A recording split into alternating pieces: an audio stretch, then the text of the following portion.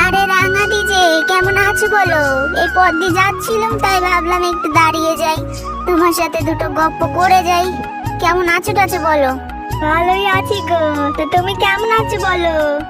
শোনো গো, একটা মেয়ে দেখে দাও গো, ছেলেটাকে বিয়ে দেবো। জানোই তো আমি যেরকম সুন্দরী সেরমই এক সুশীলা সুন্দরী, একেবারে কেশবতী আর সাদা বৌমা চাই আমার।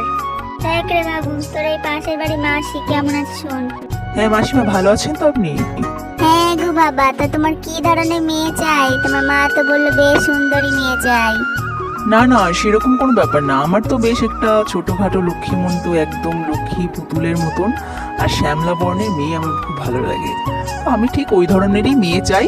তো আমার পছন্দটা এরকমই। দেখো গদি, তোমার ছেলে রুচি আছে গো, খুব ভালো পছন্দ গো। তুমি একটু শিখে নাও পারলে তোমার ছেলে থেকে, ভালোই শিখে দিয়েছে ছেলেটা, খুব ভালো। আসি গো দিদি।